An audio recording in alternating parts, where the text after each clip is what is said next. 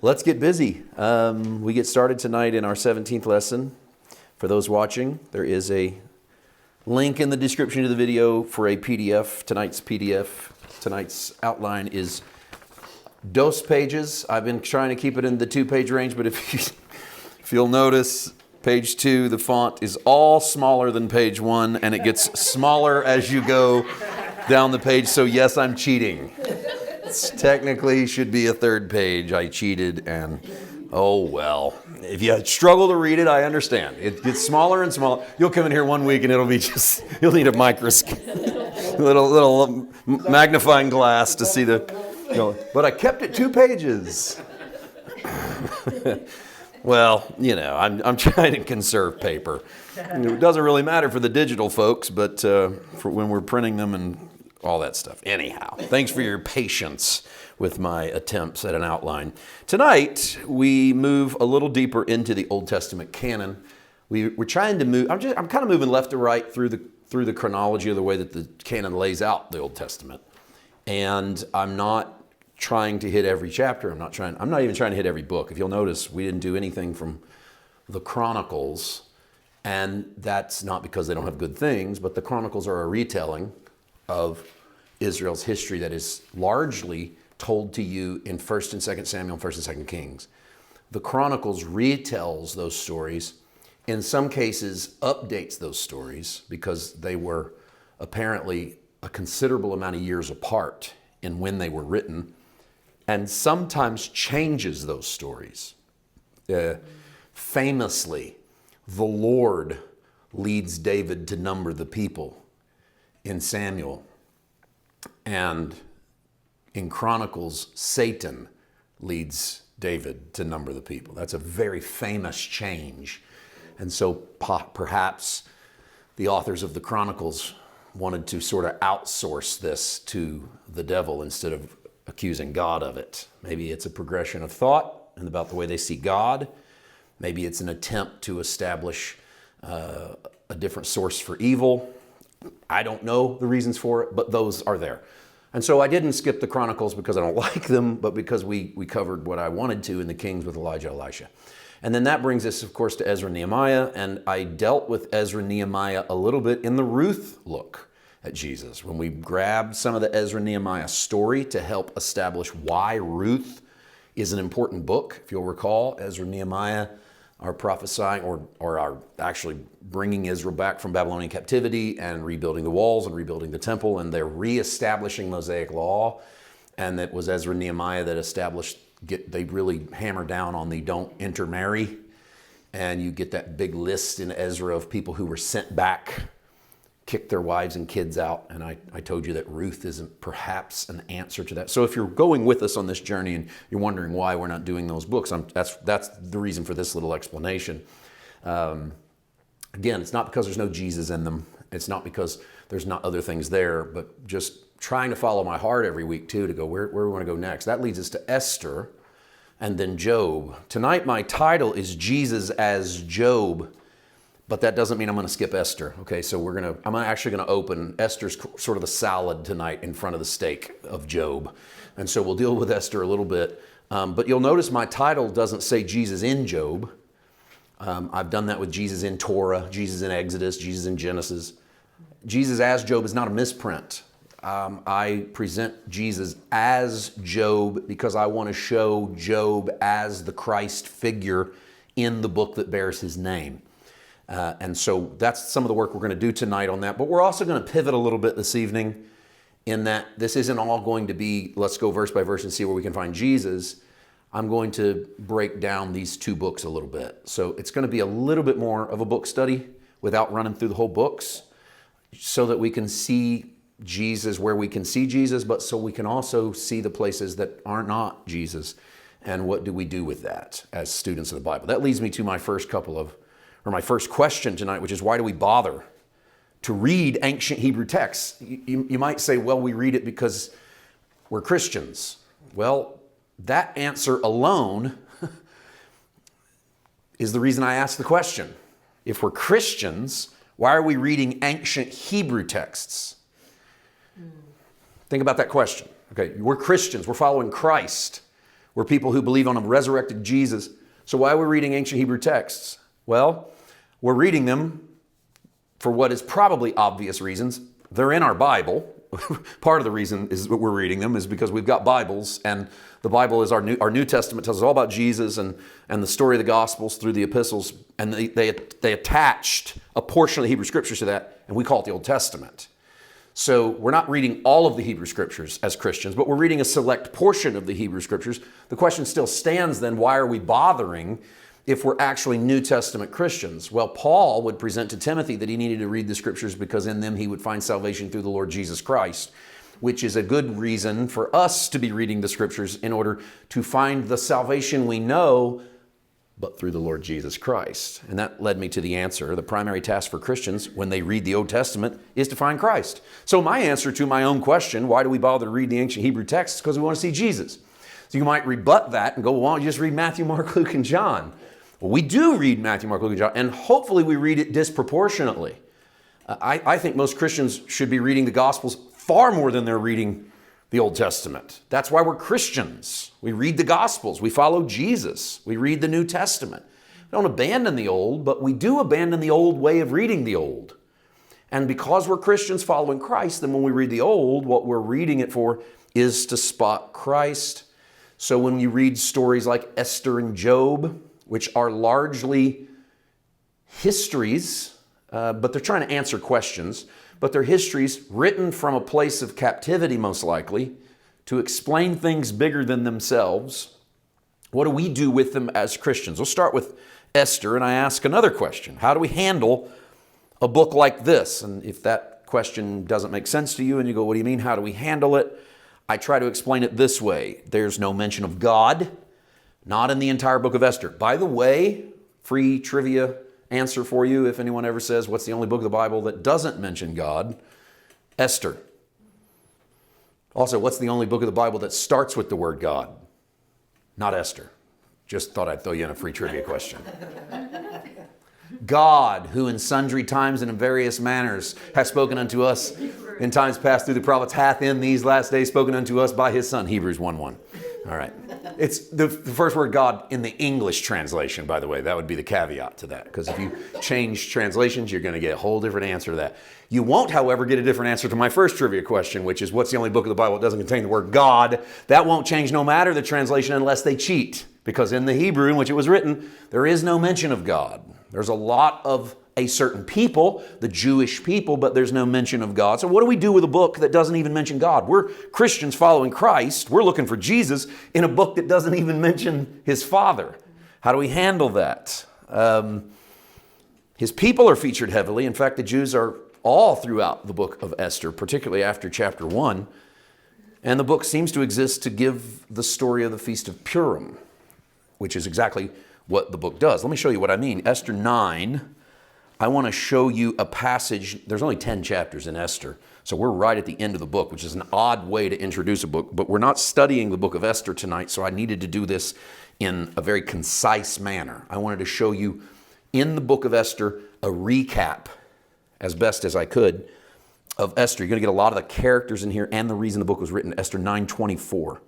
Haman, son of Hammedatha, the Agagite, the enemy of all the Jews, had plotted against the Jews to destroy them and had cast Pur. Pur is the lot to crush and destroy them. But when Esther came before the king, he gave orders in writing that the wicked plot that he had devised against the Jews should come upon his own head, and he and his son should be hanged on the gallows. Therefore, these days are called Purim, from the word pur.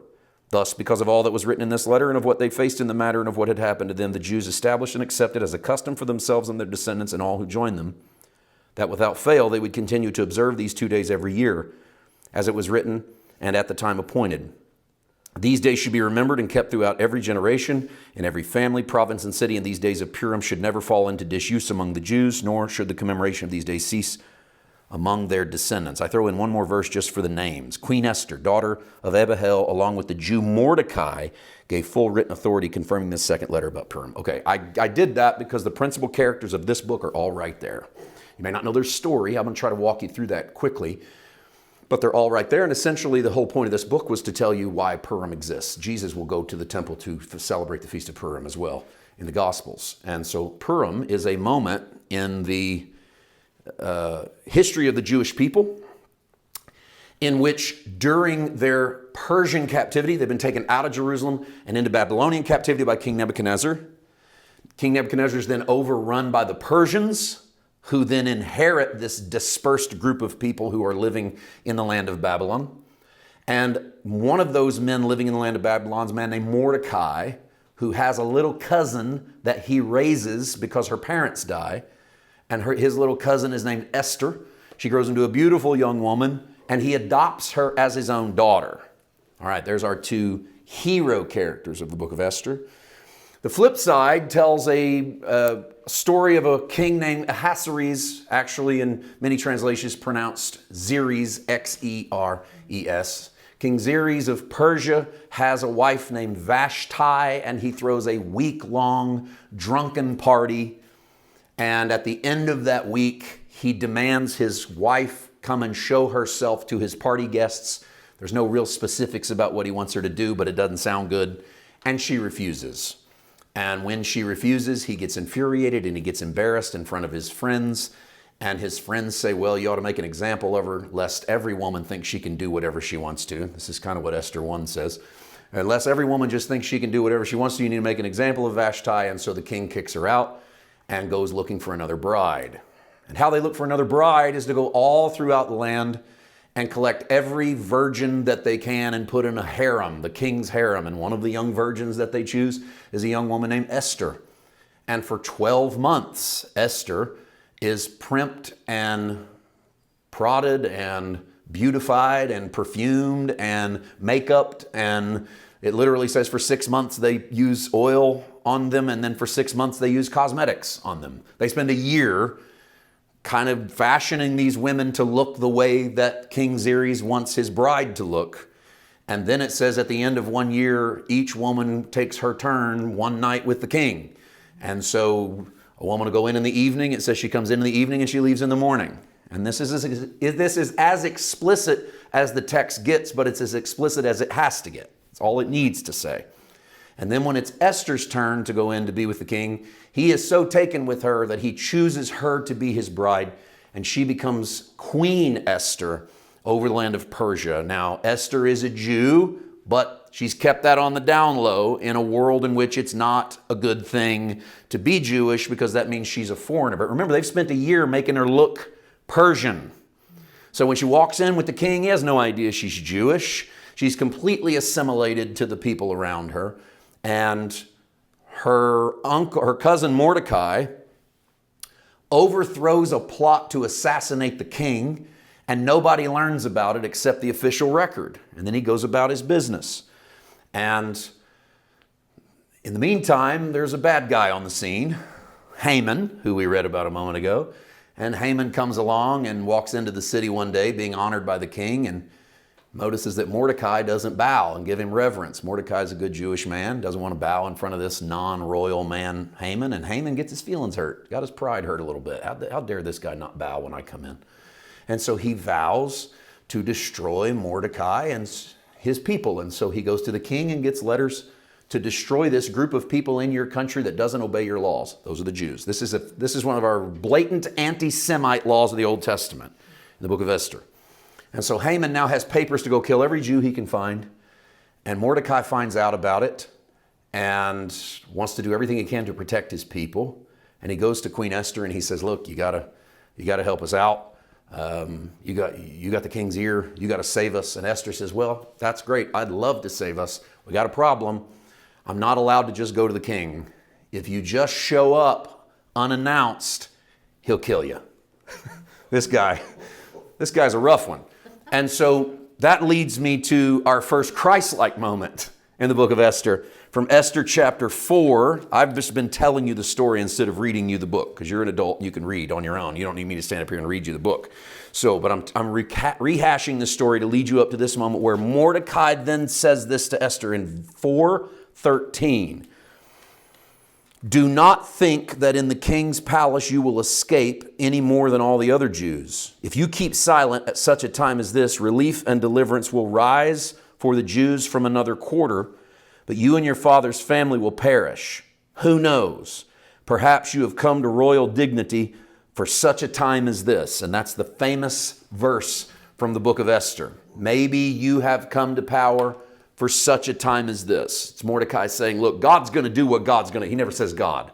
But he says, deliverance will come for the Jews from another quarter, if not from you. But don't you want to be the one?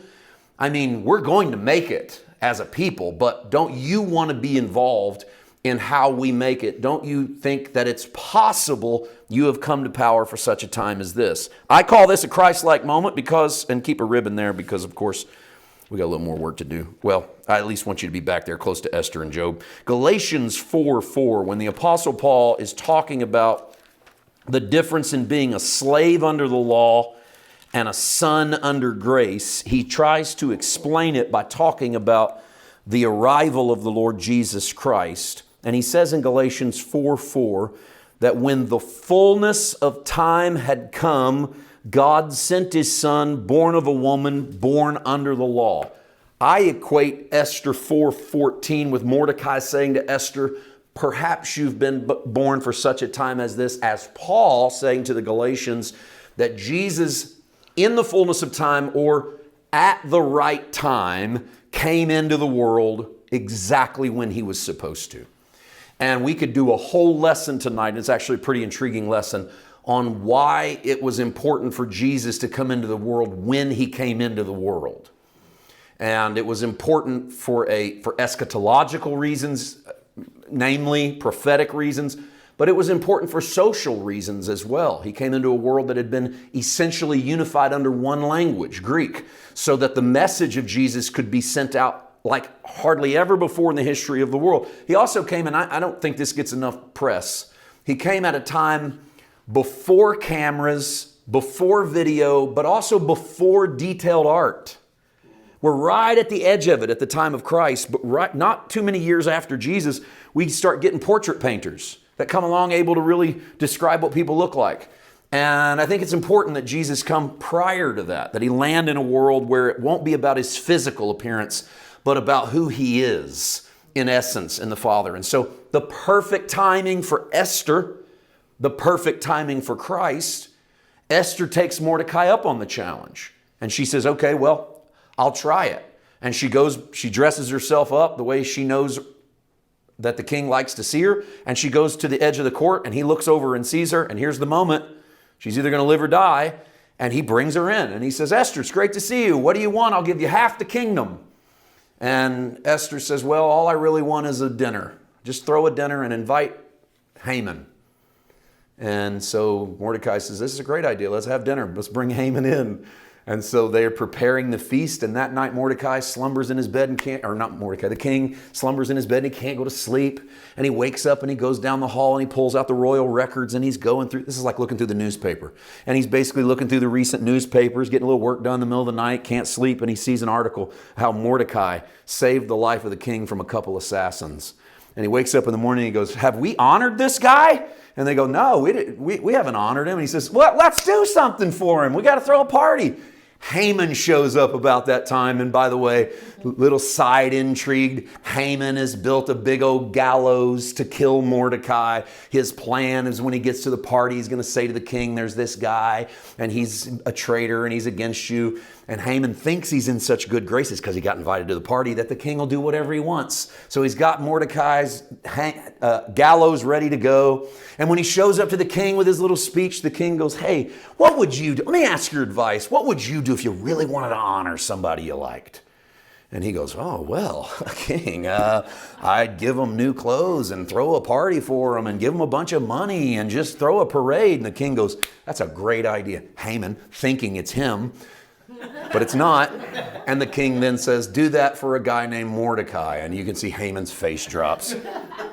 And they throw the party for Mordecai. And Esther's an amazing little book. This is all just one big soap opera in the book of Esther. And they throw this party and Mordecai comes into town and then Haman goes to the party that night and he's pretty depressed. And in fact, his loser of a wife, he goes home to his wife and goes, you're not going to believe what happened. They want me to throw a party for Mordecai. And his wife goes, well, sounds like you're in trouble.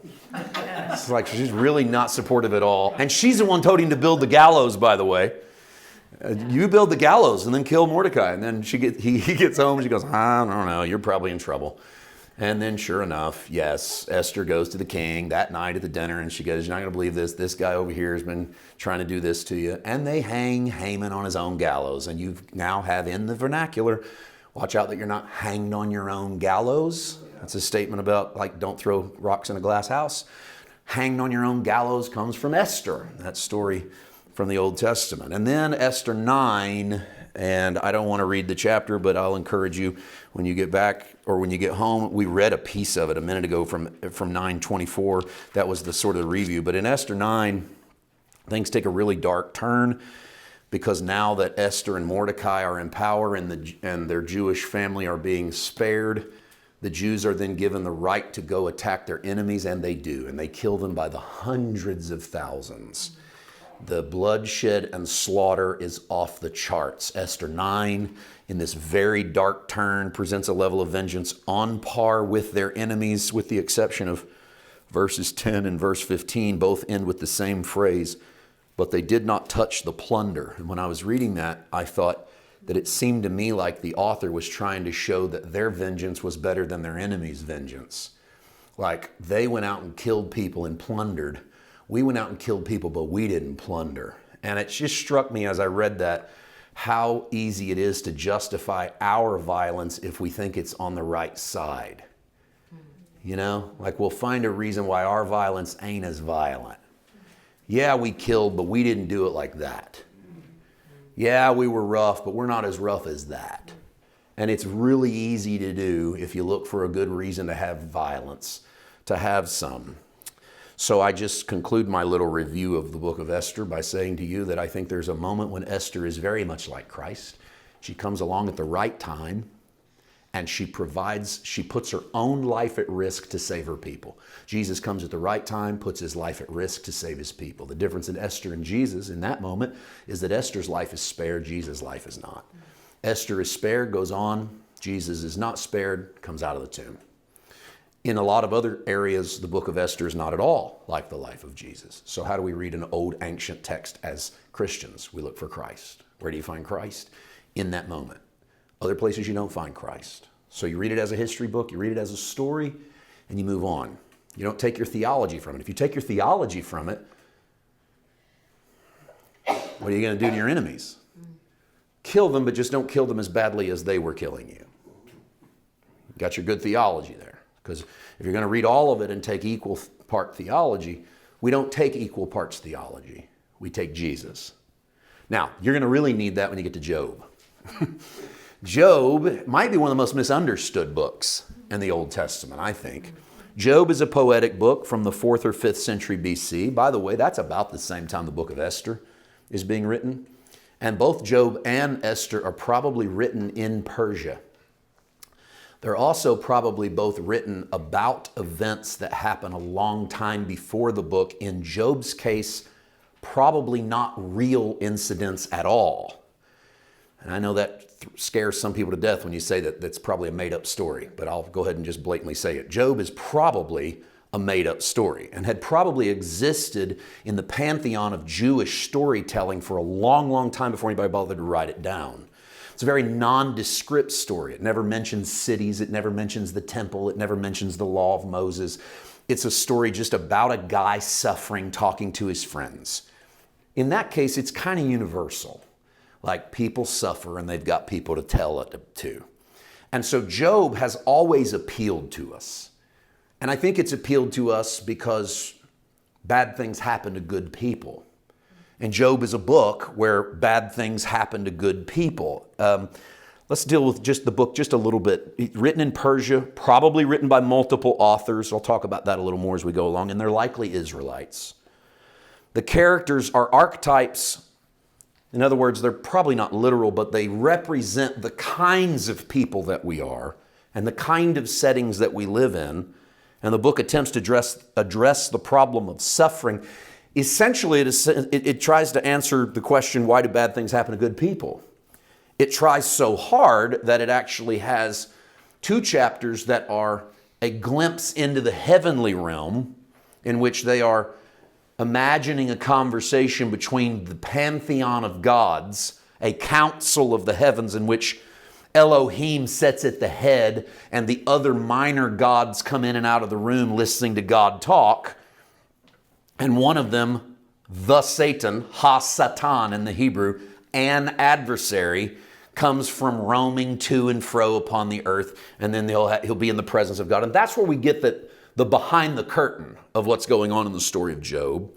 And then we get chapters and chapters of poetry. We'll get into that, and we get into some different stuff as the book comes to an end. But I want to start with a few points because our whole point in this concerning Jesus is to see Jesus in the text, and in this case, to see Jesus as Job. So in that case, number one, Job is blameless. And I would say this, I should have put this in all caps because this is the part that trips people up the most, is that a lot of times when you'll hear preachers and teachers teach and preach on Job, everybody gives their theory as to why this stuff happened.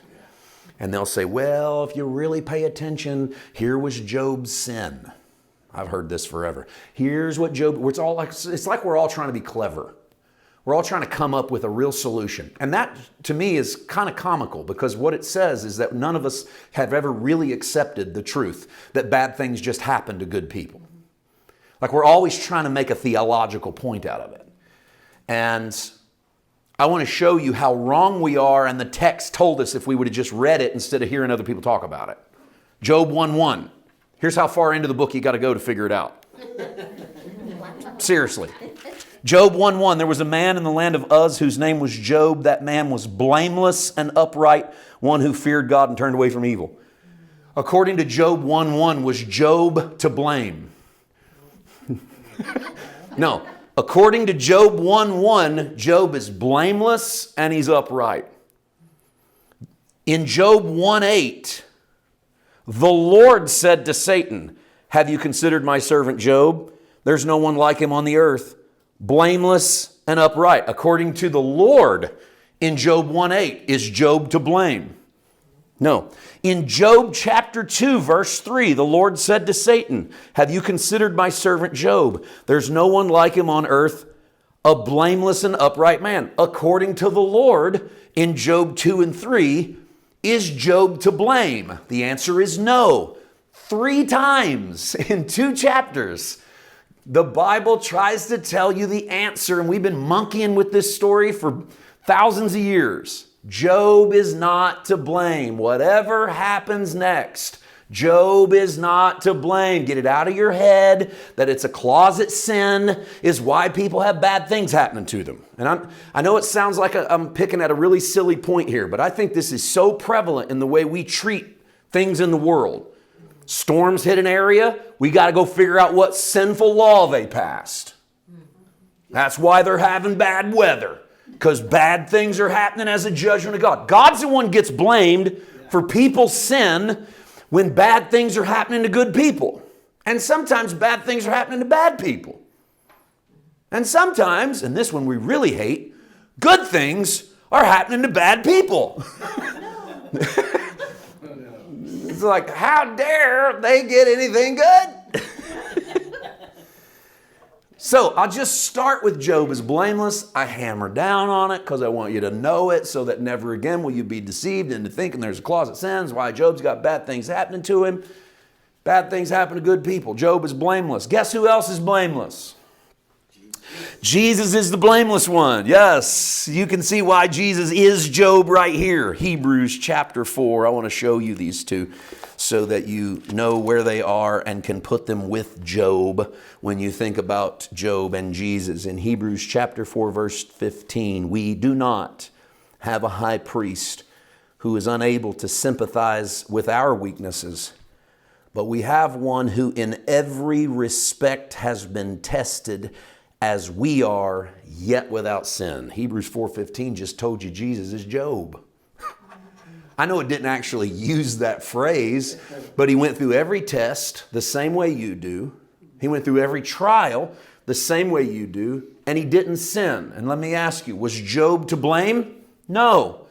He's blameless. In this story, he's without sin. Jesus is not to blame for any of the things that happened to him in his life. He is blameless. He is, as Hebrews says, sinless. Here's another one to add to that, one of my favorites, 2 Corinthians chapter 5. I know you know this one. Verse 21, for our sake, God made him to be sin who knew no sin, so that in him we might become the righteousness of God. Paul declares Jesus knew no sin, and therefore he was made to be our sin. He had to be made our sin because he didn't have any sin of his own, so that we, who have no righteousness of our own, could have his righteousness. So let me repeat that again. He had no sin. We have sin. We have no righteousness. He has righteousness. He took what we don't have so we could have what he doesn't have. Now, just because Job is blameless doesn't mean Job is perfect. It doesn't mean Job has never failed as a human. But in this story, the story wants to set you up, not to show you that he's God, but that bad things happen to people who didn't do anything to make them happen. That's the point of the Job story. And just as Job is blameless, Jesus is blameless. Okay, so we go back to Job, and I want to take you into the heavenly council chamber. In Job chapter 1, verse 6, one day the heavenly beings came to present themselves before the Lord, and Satan also came among them. I want to pause before I read the next verse. I'm getting into this in the next week in the DDP. Not Job, but Satan. I had a good question come in about Satan, the devil, Lucifer, Beelzebub, the dragon, the serpent. I said, is this the same one in the Bible? And who are they? And so I walked through those, and I walked through the Hebrew usage, I walked through the Greek usage. And one of the things we bring out in much more detail in the DDP, I won't get too deep into it tonight, but just to say this, that the Hebrews do not title a character named Satan in the Hebrew language. We do that in the English. But in the Hebrew, it is a lot like we would use the word devils, or devil lowercase. Not a specific devil, but the cast of the wicked. And that's how the Hebrews used Satan. In fact, the very first time the word Satan is used in the Bible is when Balaam has been hired by Balak to curse God's people. Remember that story from Numbers 22? And Balaam is on his way to curse them, riding his donkey, and an angel appears in front of him. His donkey freaks out and stops, and Balaam gets off and hits the donkey, starts yelling at it, and the donkey says, why are you hitting me? Yeah, and I said that right. The donkey says, why are you hitting me? And Balaam doesn't go, why are you talking? Instead, he argues back with him. One of those funny moments of the Bible. He argues with the donkey.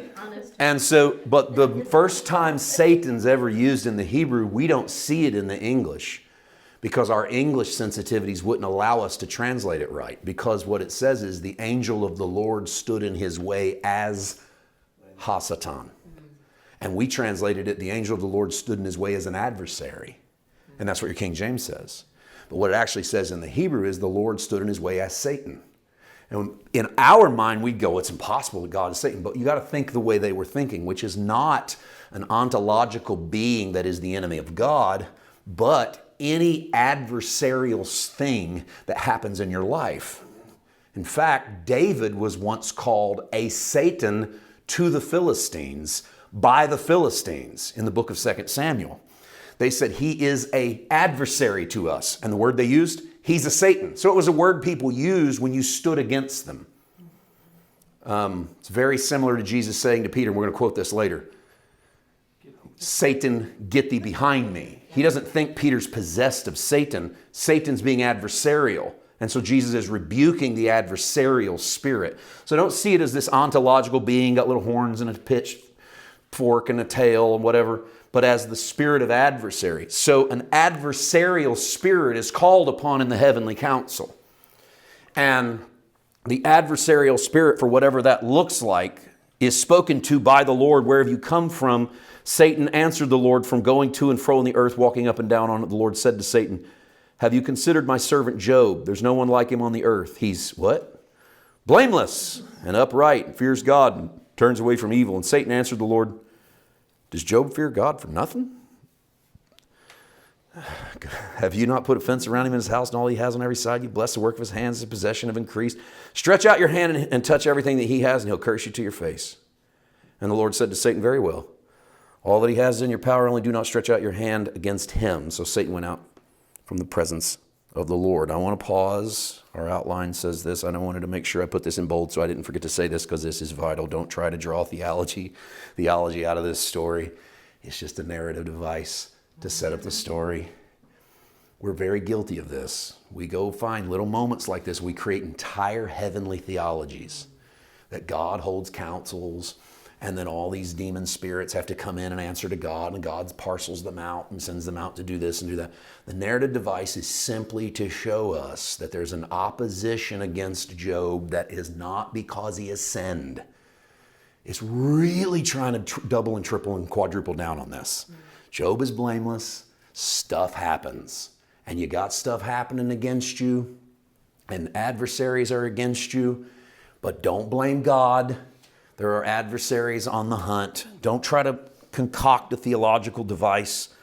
The Job story likely existed. The Heavenly Council section was added by a later poet to make sense of what had happened. In other words, much of the body of the Job story was already in the pantheon of existence, and someone wanted to try to explain it. So they sat down and write this poetic imagery. So I want to deal with Satan's response for a moment to Jesus, or to God. Take away his stuff and he'll curse you. I said stuff. The text doesn't say stuff, but take away his stuff and he'll curse you. And so Satan takes everything away from him. He kills all of his animals off with fire from heaven. A cyclone comes down, kills Job's 10 kids. He loses his house, all of his lands, but he doesn't blame God. When he gets to the end of it happening, he sits and he prays, but he doesn't curse God, which is what the enemy said he would do.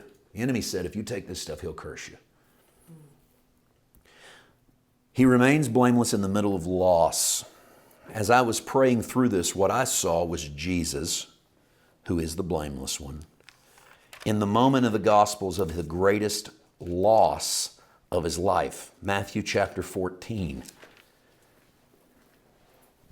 Take away his stuff and he'll curse you. Take away something important to him and he'll turn on you. In Matthew chapter 14, verse 12, John the Baptist's disciples came, took his body and buried it, and then went and told Jesus. They went and told Jesus that John the Baptist had just had his head cut off. Jesus and John the Baptist were cousins, had likely been raised together. They were definitely ministry peers. Jesus is baptized in Matthew 3 by John the Baptist in the River Jordan. Jesus is John's biggest fan. Anytime people mention John the Baptist, Jesus perks up, says, what a guy. Jesus even calls him the greatest guy that's ever lived. That's pretty big. He goes, the best man that's ever lived under Moses' law is John the Baptist, but the least in my Father's kingdom is greater than John. So he loved John. He cheers for John. Then when John dies, look at what happens to Jesus in verse 13. Jesus heard it, withdrew from there in a boat to a deserted place by himself. Hard stop, period. What's Jesus doing? He just needs to be alone. He's hurt. He just lost his buddy, his best friend in ministry, the kid he grew up with, and now he watches die unjustly. Life just isn't fair. John the Baptist is a good dude. They cut his head off for nothing because they're perverted and they're wicked. And that's the whole reason why. Just to silence a good guy. And this stings. This is when the world doesn't make sense. This is when the world is categorically unfair. When terrible things happen to good people. And Jesus has the power to do something about it. Right? But he also has a mission. He has a call. And so he goes by himself to be alone. But when the crowds heard it, they followed him on foot from the towns. Hard stop again. How do you think this makes him feel? I know me. I want to be by myself right here. And then everybody starts chasing me. I'm turning my phone off and trying to get alone somewhere where I don't have to deal with people. And I'm thinking, man, these people are getting on my last nerve. I do not want to be with this crowd right now. I'm hurting and need some time alone. When he went ashore, he saw a great crowd and he had compassion for them. He cured their sick. And by the way, I won't read it all, but the very next passage is when Jesus is going to send them away. It's the end of the day, and he needs to feed them first. And so since nobody has any food, Jesus takes a little kid's lunch, and he multiplies it, and he feeds the 5,000. Did you know that the feeding of the 5,000 happens on the same moment that Jesus learns that his cousin just got his head cut off? In the moment of his greatest loss, the moments of his great, severe human loss, it's not, stop spiritualizing it, just human loss and pain. Jesus, at the end of his last nerve, goes away to be by himself and still turns with a heart of compassion on all of us who, I got to think I've been on God's last nerve more than once. And yet he turns with a heart of compassion and says, I'm going to feed you anyway because I love you. My Jesus is blameless in the midst of being attacked by the adversary. This is his Job moment. And then in the next confrontation in Job chapter 2, God asks Satan, have you considered Job? And Satan says in verse 4, skin for skin. All that people have, they'll give to save their lives. Stretch out your hand now and touch his bone and his flesh, and he'll curse you to your face. And the Lord said to Satan, very well, he's in your power, only spare his life.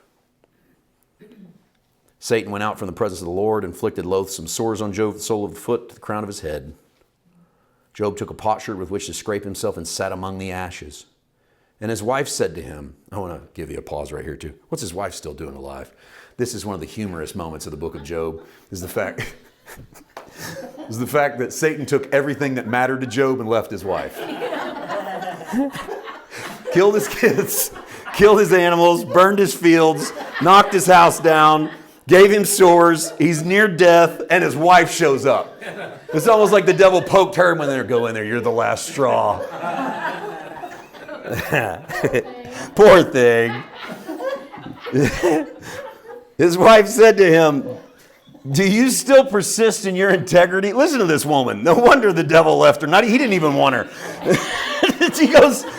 She goes, do you still persist in your integrity? Curse God and die. She was a nag. He said, well, Job thinks she's something else right here. You speak as a foolish woman. Shall we receive the good at the hand of God and not receive the bad? And you might think right there, why is Job attributing the bad to God? And yet the next verse says, in all this, Job did not sin with his lips. And here's my thought. His theology of God may be off because the King James says the Lord gives and the Lord takes away. That statement, by the way, is Job chapter 2. If you've ever heard anybody say the Lord giveth and the Lord taketh away, they're quoting Job. And it's easy for me on the other side of the cross to say, God doesn't take away. Job was wrong. But Job 2 says that he didn't mess up here. He was fine. He didn't go too far in what he said. And so I spent some time with that, thinking about it, praying about it. Feels like it's going too far to me. And how I felt the Lord put this into my heart. His theology of God may be off, but it's not out of a lack of faith. We are the ones always focused on perfect theology. God is the one focused on what's in people's heart.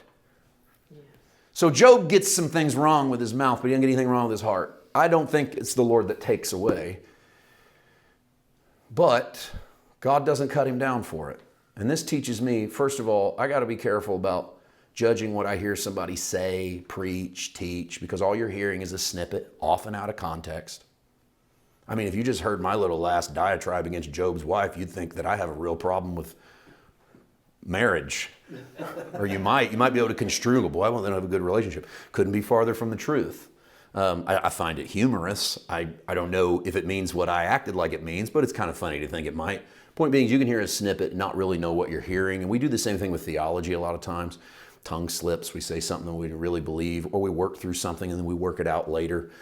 Or sometimes we even say things with our mouth that we don't believe with our heart. Anybody? You say something, but your heart doesn't really believe that. And maybe what you're saying isn't the truest representative of how you really feel. And a lot of times when we do this to people, we hurt people's feelings, or we lead people astray because we are, and I say that in quotes because you got to really be following somebody to follow every single word. And so we have to, we take that into account and we pay attention to the heart. Let me show you what I mean. Isaiah 29, here's what I meant by I'm taking a little bit of a left turn. I'm in a little bit of preach mode right here, I'll admit it. I'm not necessarily finding Jesus in the text, although I am going to attribute this to Jesus. This is just us seeing some things that I think need to be brought out. Isaiah 29:13, the Lord said, because these people draw near with their mouths and honor me with their lips, while their hearts are far from me and their worship of me is a human commandment learned by rote. So I'll again do amazing things with this people, shocking and amazing. The wisdom of their wise shall perish, the discernment of the discerning shall be hidden. So they honor me with their mouths, but their hearts are far from me, and they're doing human commandments as habit. So here's a God that says, look, I'm tired of the rote repetition of doing what you think is the right thing to do. While your heart drifts from me, your mouths know the right scriptures to quote. And so it's a God that looks past the theology, in this case, that's good theology, into hearts that don't even believe what they're saying. And I think the converse is true based on Job 2, that sometimes even our mouth comes out with something that might not be perfectly theologically sound, but our hearts are right. One of my favorite examples is when Jesus comes out of the grave on Sunday morning of Easter. The first person he encounters is Mary in the garden. And Mary says to him, excuse me, sir, parentheses, supposing him to be the gardener, in parentheses, she said to him, where have they taken the body of our Lord so that I might anoint it? It's bad theology. She doesn't believe that Jesus is raised from the dead. She thinks someone has stolen his body. She addresses the resurrected Jesus thinking he's a gardener. She doesn't recognize him for who he is. Jesus doesn't shake his head and go, oh boy, her confession's terrible, and then reject her because her theology's off. He knows her heart. She came looking for Jesus. And when you come looking for Jesus, you might have the wrong scriptures.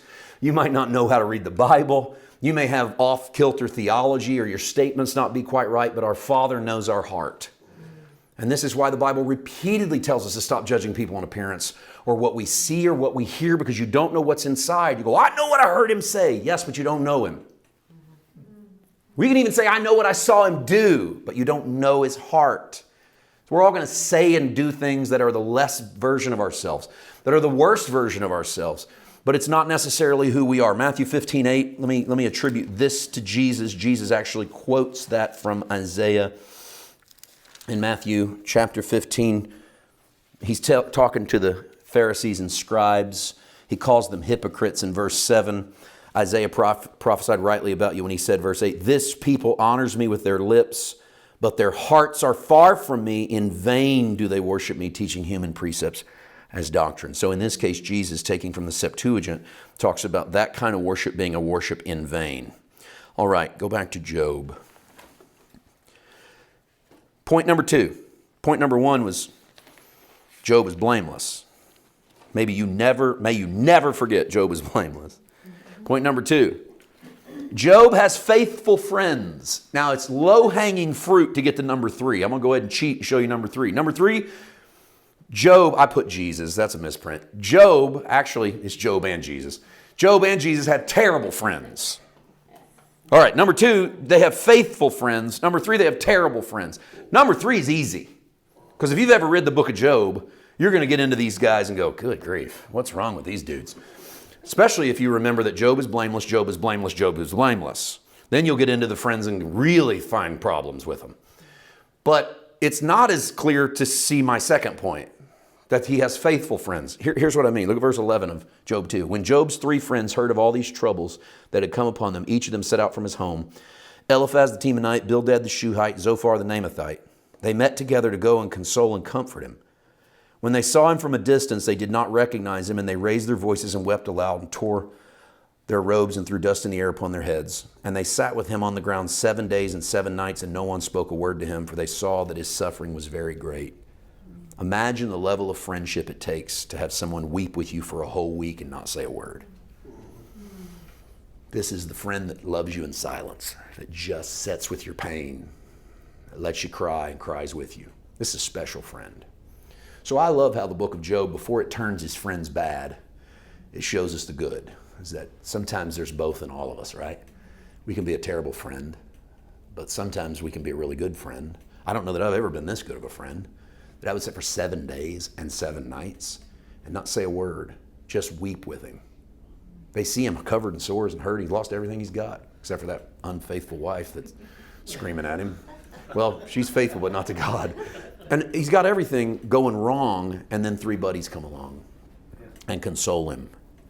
Proverbs 18:24 is the scripture that tells us that we have a friend that sticks closer than a brother.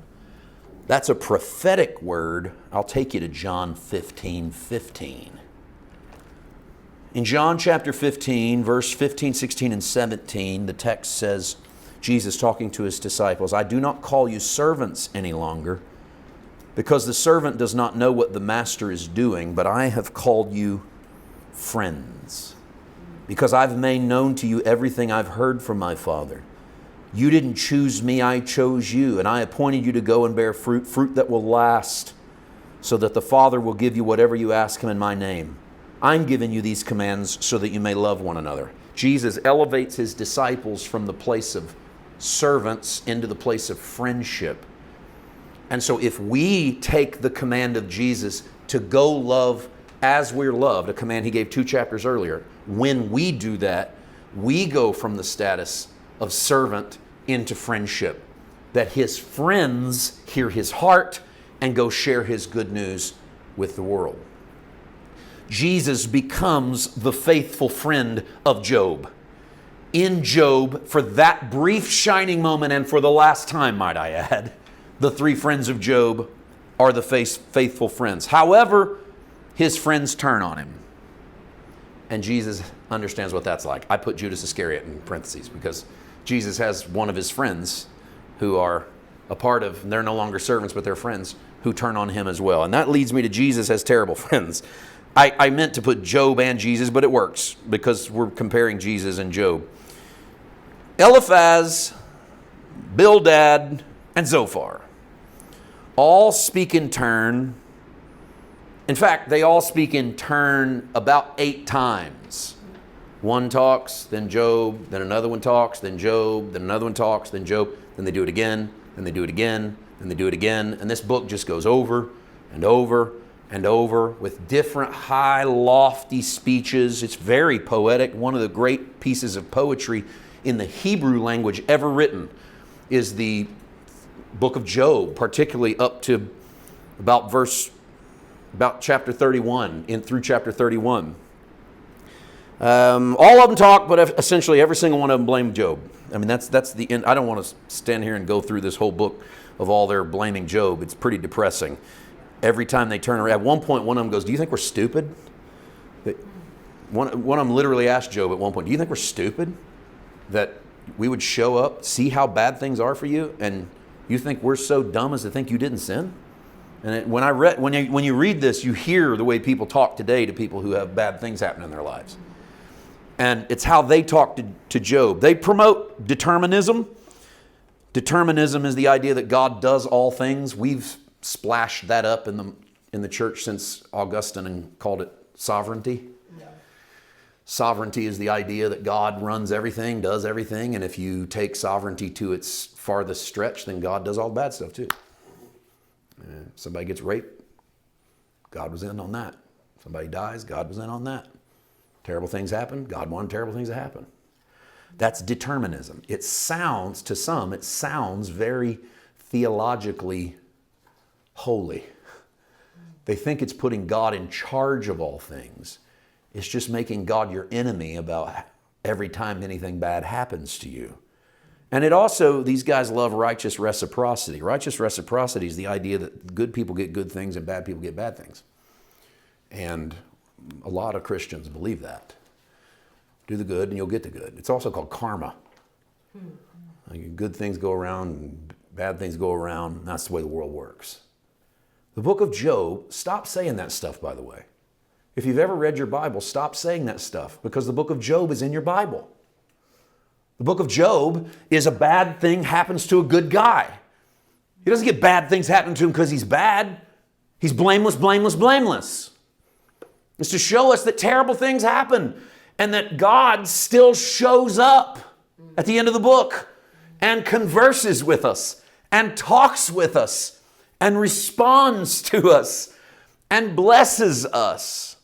The book of Job teaches us that bad things are not the result of bad living. Not everything everyone says about you is true, and no matter how spiritual they make it sound. Because man, I challenge you to go home and read Job. And when you read these three guys, they say stuff in the book of Job that people still quote to this day. And they say it, and it's easy to get lost in the fact that it's 3-on-1. They got to be right. And it's easy to get lost in it if you skip the first 2 chapters where Job is blameless, blameless, blameless. It doesn't matter how spiritual people make arguments sound. They don't supersede the finished work of Christ. Don't listen to Old Testament, Old Covenant, un-Jesus-like arguments in a New Covenant world.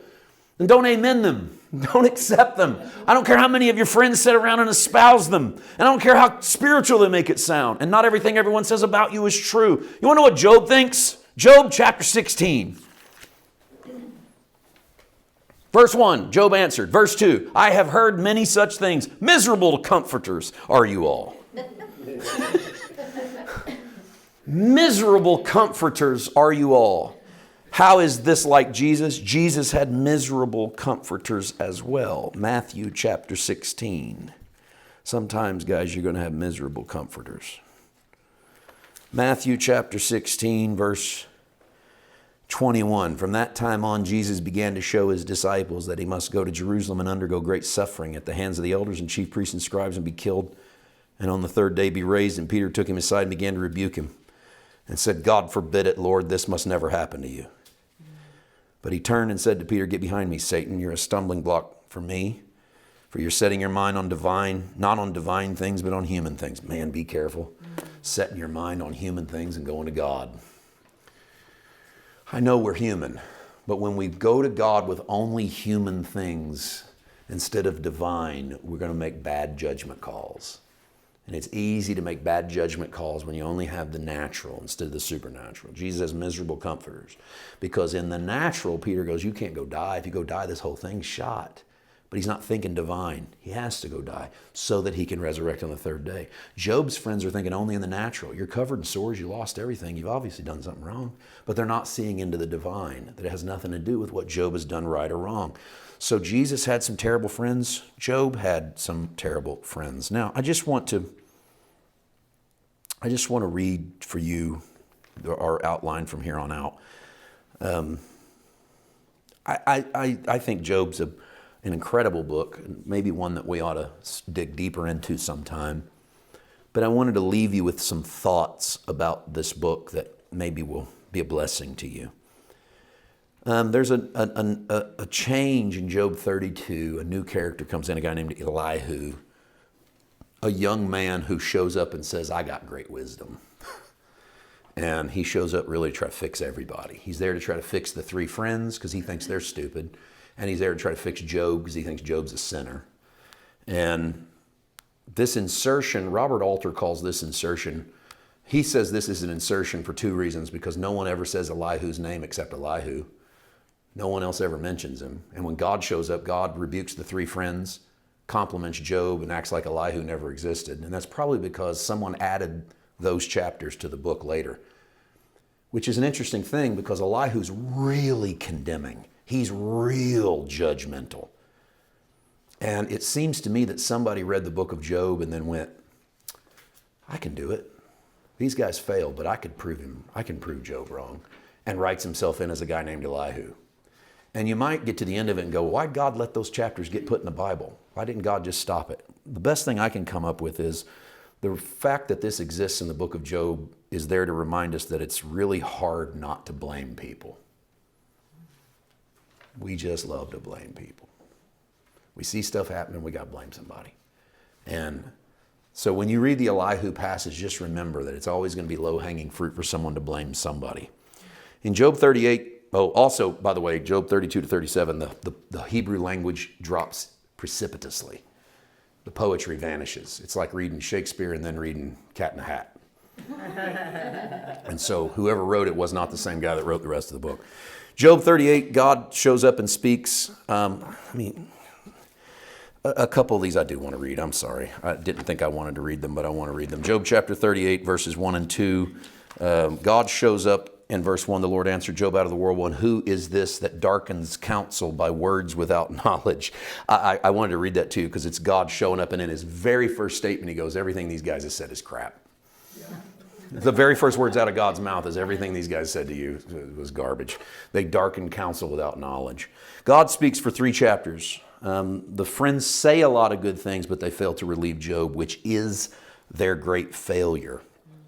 Job had heard of God, but now Job has seen God. In Job chapter 42, verse 5, "I had heard of you by the hearing of the ear, but now my eyes see you." And this jumps out to me to be a Old Testament version of the Emmaus Road experience.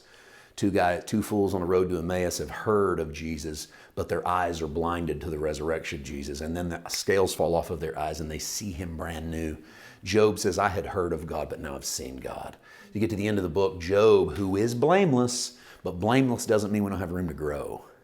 So Job is blameless, but by the end of the book, Job is growing. So we grow in the grace and in the knowledge of our Lord, and Job grows in his knowledge of the Lord. And I love this. In Job chapter 42, verse 10, "And the Lord restored the fortunes of Job when he had prayed for his friends. And the Lord gave Job twice as much as he had before." That's the most Jesus moment I've seen in that whole book. And I'll let you read that at home. John 17, 5-19, Jesus says to his Father, "Restore to me the glory that I had with you before the world was made." And then he spends the next, 14 verses praying for his disciples. That's Job. "Give me back what we had together, Lord. But before I go, let me pray for my friends." And here's Job going, "Lord, I didn't do anything wrong. Give me whatever you want to give me. But before I do, let me pray for these 3 guys who spent the last week cutting me down." It's the most Jesus thing we can do, is take those who have been enemies, who have been wronging us, and pray for them. Job prays for his friends and he receives a blessing. My final thought, everything is doubled for Job, except his kids. He gets twice as many donkeys, he gets twice as many sheep, twice as much of everything, but he gets 10 kids again. He had 10 kids before. And I ask, is that a hint of resurrection? Is that a hint of restoration, that the 10 kids come back to life? I'm not the first to come up with that. That's been debated and kicked around by scholars forever. Job gets double of everything, but he gets 10 kids again. And is it a prophetic hint of our Father blesses us and restores to life what had died? Yeah.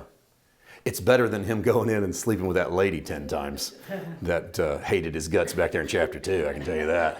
Just figure these 10 just get resurrected, because I didn't need to throw that in, did I? Let's say a little prayer. We all need it, right? Particularly me. Father, I thank you for this word tonight. I thank you that we have had such a wonderful time searching you out in the scriptures, and thank you for those moments where we get to see Jesus. You are the light of the world. May your light fill our minds, and may your love fill our heart. In Jesus' name, amen. Thank you for joining us for this week's program. If you would like more information, please visit our website at paulwhiteministries.com. Here you can find thousands of sermons, shop for Pastor Paul's books and series, and become either a monthly partner or a one-time donor. You can also visit our church website at midlandsgardenchurch.org. For written correspondence or to donate by check, write us at Paul White Ministries, P.O. Box 1030, Flowery Branch, Georgia, 30542. Join us again next week here in the Garden of Grace.